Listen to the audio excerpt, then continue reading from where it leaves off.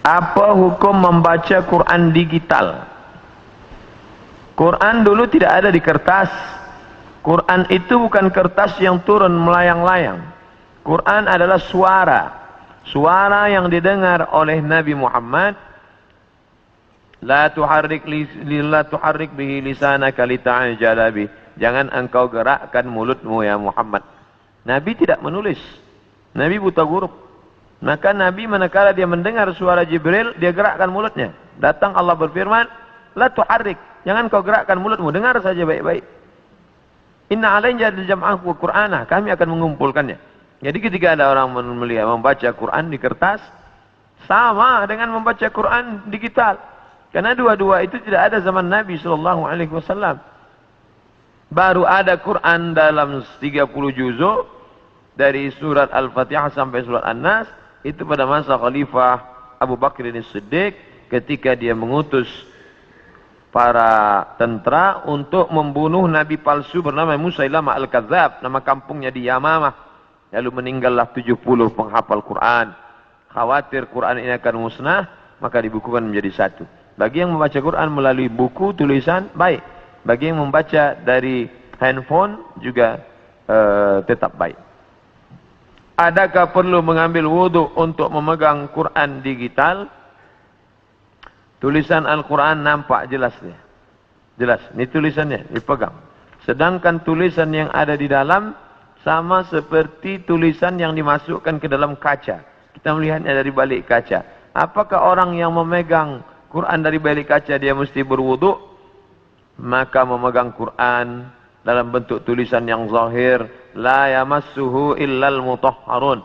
Tidaklah menyentuhnya kecuali orang yang mutahharun, orang yang bersuci, berwudu, maka afdal berwudu. Adapun orang yang membaca Quran, maka tidak disyariatkan wudu karena tidak zahir, tidak nampak, dia bisa hilang.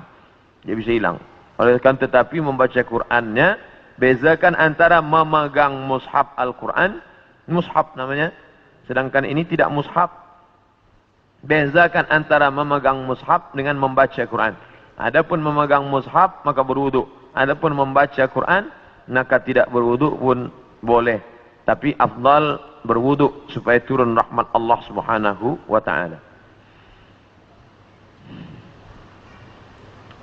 Adakah berdosa melangkah handphone yang ada Quran digital? Gelap, mati, sedang tidak ada.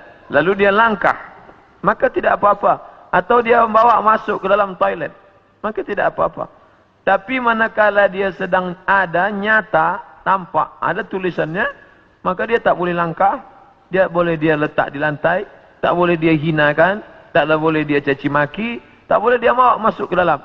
Maka kalau dia sedang ada tulisan, bisa boleh dibaca. Alif Lam Mim, dzalikal kitabul la raiba fih. Dia bawa masuk ke dalam, haram karena tampak. Tapi manakala dia sedang off, gelap, tak ada, maka boleh dia bawa masuk ke dalam. Sama seperti kita membawa otak kita ke dalam toilet. Memang di dalam ini tidak ada Quran 30 juzuk, tapi juzuk 30 insyaAllah ada dalam. Tidak mungkin kita masuk ke dalam, kepala kita tinggalkan. Otak kita tinggalkan. Yang tidak boleh itu kita keluarkan isinya, masa di dalam.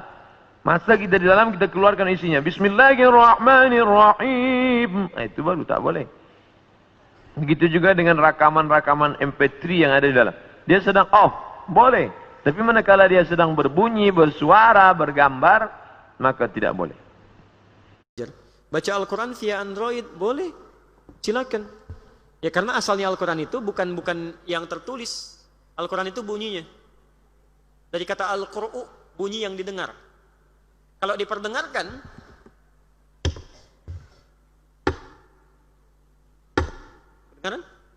itu qiraah namanya, yang diperdengarkan. Tapi kalau terus-terusan diperdengarkan nyaris tanpa henti, tidak bosan memperdengarkan itu, maka dirubah jadi Quran. Quran. Kalau ditambah al jadi Al-Quran, artinya khusus, beda dengan yang lainnya. Kenapa Quran disebut dengan Al-Quran? Ingin menyampaikan pesan bahwa hanya Al-Quran, satu-satunya kitab, firman Allah yang akan terus dibacakan tanpa pernah putus dan orang tidak bosan membacakannya. Silahkan antum cek, pernah nggak ada orang bosan baca Al-Fatihah? Walaupun dalam sehari dibacakan 17 kali. Antum silahkan baca yang lain tuh. Nggak usah 17 kali lah, 5 kali sehari pasti bosan. Dan hebatnya Al-Quran, Masya Allah. Kalau di sini ada misalnya tulisan berbahasa Cina, dibaca nggak? Tidak. Kenapa? Nggak ngerti. Hebatnya Al-Quran, Masya Allah. Nggak ngerti pun masih dibaca juga. Antum yang baca Al-Quran belum tentu ngerti isinya. Itu kalau bukan firman Allah, mustahil bisa begitu. Buatan manusia itu nggak mungkin. Mustahil. Makanya setan terlibat di situ. Walaupun nggak bosan, cepat ngantuk. Silakan baca Al-Quran 1 jam begini, pasang status. Tapi baca Al-Quran baru 10 menit sudah begini itu. Karena terlibat setan di situ, pahalanya banyak. Pahalanya banyak. Nah, teman-teman sekalian, itu bunyinya. Kalau sudah dituliskan dalam bentuk tulisan, namanya bukan Al-Quran, mushaf. Mushaf. Tapi di dalamnya ada nilai Al-Quran, karena itu harus dihormati. Tidak boleh kita lecehkan, simpan di bawah dan sebagainya. Itu mushaf. Jelas? Mushaf itu sesuatu yang tertuliskan, Al-Quran yang tertuliskan di situ, yang di antara 2 jilid. Jadi isinya cuma Quran aja, nggak ada terjemahannya. Kalau sudah ada terjemahan, itu sudah berganti nama jadi terjemah. Kalau ada keterangan disebut dengan tafsir. Kalau dimunculkan kemudian di handphone, jadi aplikasi disebut dengan jihaz namanya. Hukumnya bisa berbeda. Kalau hukum bacaannya sama-sama dibaca, nggak ada masalah. Karena yang dibaca Al-Qurannya, bunyinya, nggak ada masalah. Tapi hukum terkait dengan handphone yang melekat di dalamnya Al-Quran, ya, jihaz tadi, perangkat, dengan mushaf itu beda. Kalau mushaf, Anda nggak bisa bawa sembarangan. Bisa, maaf ya, mushaf misalnya dibawa ke tempat yang kotor, ada orang ke toilet, bawa mushaf nggak boleh. Simpan di luar. Tapi kalau handphone tidak, beda. Begitu aplikasinya ditutup, nggak ada. Nggak dianggap ada. Makanya Anda boleh bawa handphone misalnya ke kamar mandi, itu sah-sah saja. Sah. Dan megang mushaf nanti dengan megang ini lain. Megang mushaf dianjurkan berwudu, dianjurkan. Tidak punya wudu pun boleh. Boleh, tapi dianjurkan punya wudu. Tapi pegang handphone kan tidak. Lain gitu kan. Jelas di sini ya. Jadi kalau hukumnya baca Al-Quran via Android itu boleh. Silakan sah-sah saja. Sah-sah saja. Masya Allah. Sama pahala orang yang baca Al-Quran melalui mushaf dengan melalui handphone Android. Insya Allah Ta'ala secara pahalanya sama, tidak ada perbedaan. Karena keumuman sabda Rasulullah SAW, Iqra'ul Quran, bacalah Al-Quran. Rasulullah tidak menjelaskan bacalah Al-Quran melalui mushaf.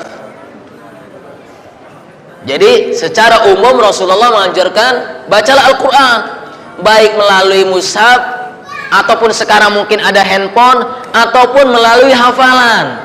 Yang jelas membaca Al-Quran.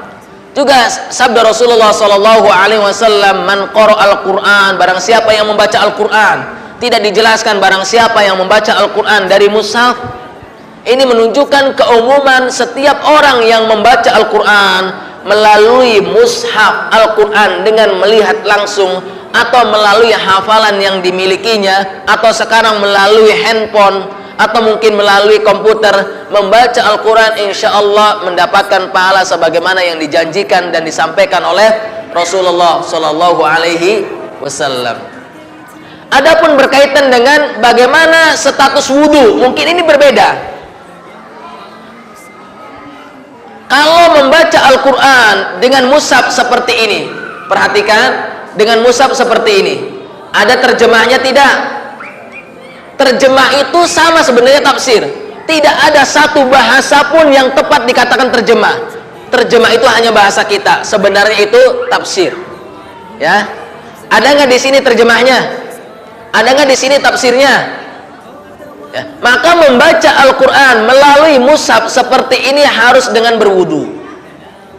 Harus dengan berwudu. Ini namanya mushaf bukan? Ini namanya mushaf. Sepakat, ini mushaf. Maka membaca ini harus dengan berwudu. Ya, berdasarkan Al-Quran dan juga sunnah Rasulullah SAW. Sekarang saya tanya, ini mushaf apa handphone? Ini mushaf apa handphone? Kalau ada yang mengatakan ini mushaf, harus diperiksa ke rumah sakit. Ini handphone. Kita semuanya sepakat, ini handphone, betul nggak? Di dalam HP ini, saya punya aplikasi mushaf Al-Quran. Ini aplikasi Al-Quran, tepat surat Al-Mulk yang tadi dibaca. membaca Al-Quran melalui handphone yang ada aplikasi mushafnya tidak harus dengan berwudu. Dengan berwudu gimana Ustaz? Ya bagus, itu sepakat, nggak usah dibahas. Bagus baca Quran dengan berwudu. Jangankan baca Quran, senantiasa dalam kondisi berwudu itu bagus, itu mulia, menjaga senantiasa berwudu. Membaca Al-Quran melalui handphone tidak diwajibkan dengan berwudu. Kalau dengan berwudu itu lebih bagus, lebih utama. Karena ini bukan mushaf, tapi handphone, baik yang ada terjemahnya maupun yang tidak ada terjemahnya. Karena di sini ada game, ada WhatsApp, ada Telegram, ada Facebook, ada Twitter, ada email, ada apa nih? Aplikasi-aplikasi berita-berita yang lainnya, lengkap semuanya di sini. Ini bukan mushaf, tapi ini handphone. Karenanya membaca Al-Quran melalui ini tidak mesti punya wudu. Maka kalau ada wanita muslimah, dia lagi haid, dia lagi nifas, ingin baca Quran, maka dia tidak boleh memegang ini, memegang mushaf ini. Tapi mungkin jadi solusinya adalah melalui handphone. Jadi sekarang masalahnya bukan melalui handphone apa mushaf, mau atau tidak, mau baca Quran apa tidak, bisa dengan mushaf, bisa melalui handphone. Ini kemudahan bagi kita.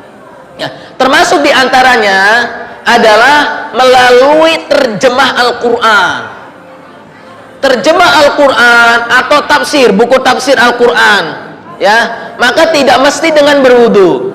Tidak mesti dengan berwudu, karena kita bukan membaca melalui mushaf, tapi membaca melalui buku tafsir. Hanya saja membaca Al-Qurannya melalui terjemahan itu kategorinya buku tafsir. Jadi tidak mesti dengan berwudu. Wallahu ta'ala.